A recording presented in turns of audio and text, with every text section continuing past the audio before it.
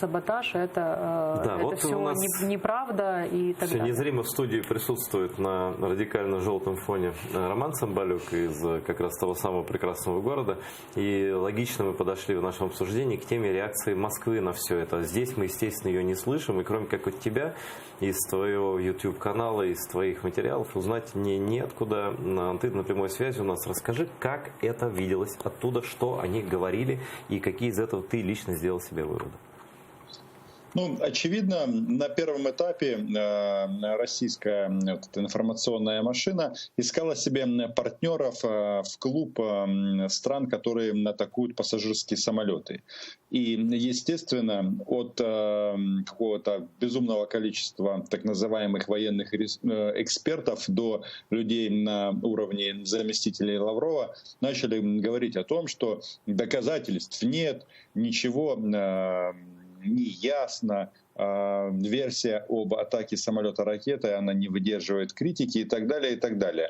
Вообще, Россия, она в данном случае, ну, наверное, такой хрестоматийный пример, который можно вписать в учебники, как они управляют ненавистью и имеют фактически вот этот пул из десятков говорящих голов, которые могут обозначать и озвучивать на всех крупнейших российских площадках в той или иной степени одну и ту же версию. И вот это как раз было очень хорошо видно. А вот если позволите, когда ты находишься за границей, особенно в России, всегда хочется нашего президента защитить, независимо от его фамилии. Так вот, может быть, все-таки наши власти в связи с тем, что они как бы, с одной стороны, не ожидали, что каникулы так закончатся, а когда вопрос уже стал решением этой кризисной ситуации, то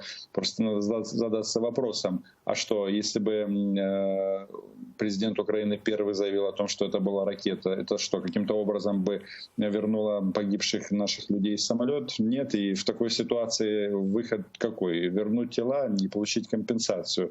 Можно, конечно, назвать эту страну террористическим государством и так далее, но когда стоит вопрос, ты хочешь получить результат какой-то в этой ситуации или что?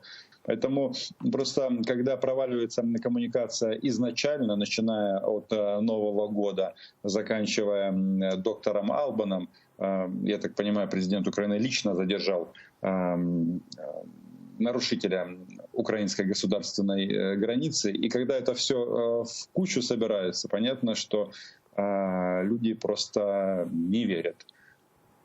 Скажи, пожалуйста, ну вот они действительно, как Александр Ройбус сказал, они расстроились, что Иран признался, да, они бы хотели бы дальше, так сказать, такого друга прекрасного иметь, но вот они действительно осуждали Иран за признание, или что, какая реакция на иранское вот это решение взять на себя? Ну, здесь мгновенно этот факт был учтен, и они развернули эту картинку таким образом, что все равно виноваты, естественно, Соединенные Штаты. Они, кстати, тоже виноваты в том, что Россия напала на Украину.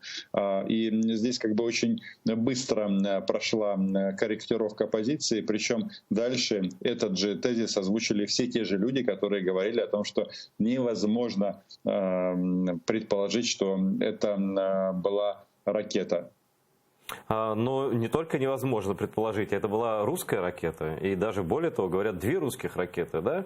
Вот как они, или они молчат об этом? Установка. Они молчат об этом или подчеркивают, что это наше оружие, они же любят хвастаться своим оружием там, и так далее? Нет, на самом-то деле, вот если мы говорим вот о состоянии дел на сейчас, то фактически эта тема, она уже ушла из повестки дня. Они об этом практически не обсуждают, и сейчас тут повестка дня изменилась, тут ливийский конфликт, Меркель здесь была, поэтому как бы это уже не является топ-новостью для Российской Федерации, и в принципе тут нет ничего удивительного, потому что они работают всегда по одному шаблону, который касается Украины. Вот его можно так проиллюстрировать на таком примере. Вот помните, когда решался вопрос о предоставлении безвиза, то вся российская пропаганда просто визжала, все там говорящие головы, что этого не может быть никогда. А когда это произошло, тут ставится точка, и об этом вообще не вспоминается. И здесь, соответственно, когда они обожглись на,